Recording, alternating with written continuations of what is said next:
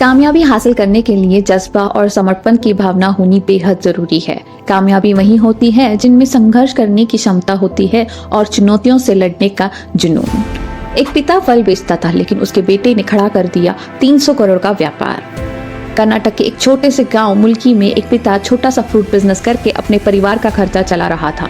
उसके 7 बच्चे थे। उन्होंने अपने छोटे बेटे को पढ़ाया ये सोच के कि पढ़ लिख कर गरीबी को दूर करेगा, लेकिन 7th क्लास 2 बार और 10th क्लास में 2 बार फेल हो गया।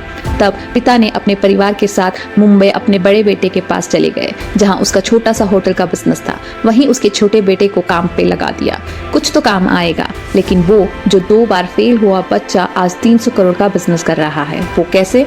वो और कोई नहीं, रघुनंदन कामत जी है, नेचुरल आइसक्रीम के ओनर।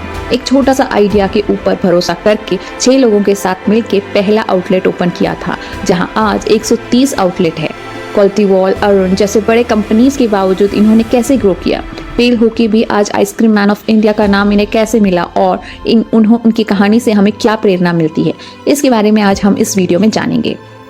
हेलो, नमस्ते, आदाब, welcome to positive mind with positive video.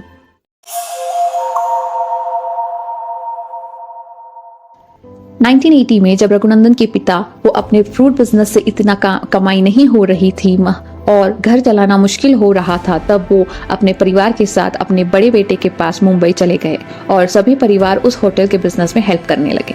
Raghunandan जी के पिता जब फ्रूट का बिजनेस कर रहे थे, तब रघुनंदन ने फ्रूट के बारे में बहुत सारी नॉलेज गेन की, जैसे कि कौन सा फ्रूट कौन से सीजन में बिकता है, कौन सा सबसे ज़्यादा बिकता है और बहुत कुछ। और होटल में काम करके टेबल साफ करते करते ये जान लिया कि बहुत सारे लोग खाना खा के या स्नैक खाने के बाद आइसक्रीम प्रेफर करते हैं। लेकिन 1980 में सिर्फ 2 फ्लेवर्स की आइसक्रीम थी, स्ट्रॉबेरी और वेनिला।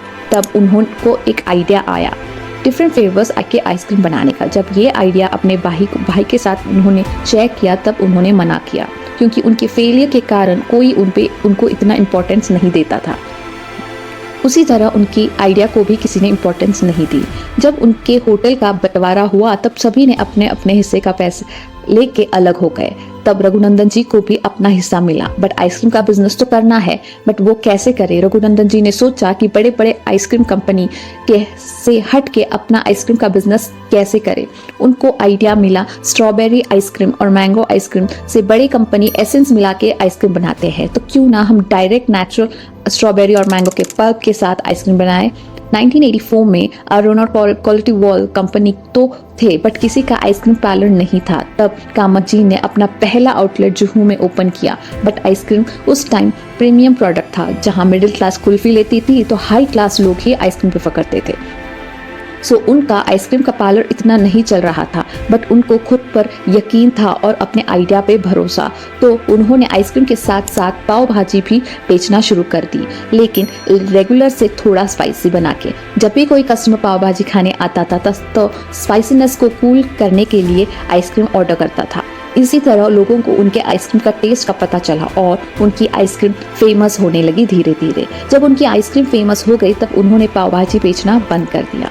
रघुनंदन जी शुरुआत में कस्टर्ड एप्पल, मैंगो और स्ट्रॉबेरी के पल्प के साथ मिल्क और शुगर ऐड करके नेचुरल तरीके से आइसक्रीम बनाते थे, ये 3 फ्लेवर में, और ये सभी कस्टमर को बहुत पसंद आया। उनके बिजनेस स्ट्रैटेजी का सीक्रेट कस्टमर फीडबैक था। जो भी फ्लेवर वो नया मार्केट में लाते थे, कस्टमर को पर्सनली फीडबैक लेके फिर ही लिस्ट में ऐड करते थे। उनका बिजनेस मंत्र यही है कि अगर कस्टमर खुश होगा तो बिजनेस चलेगा। उनके बिजनेस में सबसे बड़ी प्रॉब्लम फ्रूट में से बीज निकालने की थी। तब उन्होंने इंजीनियर्स के साथ मिलकर बीज निकालने वाली मशीन बनाई और ये प्रॉब्लम को भी सॉल्व कर दिया। शुरुआत में 5 फ्लेवर्स से थे, तो आज 125 फ्लेवर्स के ऑप्शन दे रहे हैं। जहां दूसरी कंपनी को सेलिब्रिटी की मदद से अपने एडवर्टाइजमेंट की करने लगती है, वहीं रघुनंदन जी को कोई भी मार्केटिंग की जरूरत नहीं पड़ती, क्योंकि उनकी प्रोडक्ट की क्वालिटी ही बेस्ट है। उन्होंने फ्रेंचाइजी भी देना शुरू कर दिया और अपने बिजनेस को बढ़ाने के लिए आज 130 आउटलेट्स है और इवन अभी दुबई और सिंगापुर में भी ओपन होने जा रहा है। तो फ्रेंड्स, इनकी कहानी से हमें क्या सीख मिलती है? कोई भी कंपनी या कोई भी बिजनेस करना है तो डिग्री की ज़रूरत नहीं, सिर्फ मार्केट में जो प्रॉब्लम है उसे सॉल्व करने के लिए एक आइडिया और उस आइडिया को एग्जीक्यूट करने के लिए हिम्मत और खुद पे भरोसा, ये सब कामत जी ने अपनाया और आज 300 करोड़ का बिजनेस कर रहे हैं। तो आपको कौन सा फ्लेवर पसंद है नेचुरल आइसक्रीम की? Do let me know in the comment section. I hope आज का ये डिटेल वीडियो पसंद आया होगा। Thank you for watching till and. मिलती हूँ आपको नेक्स्ट वीडियो में, तब तक के लिए खुश रहिए, मस्त रहिए और स्वस्थ रहिए।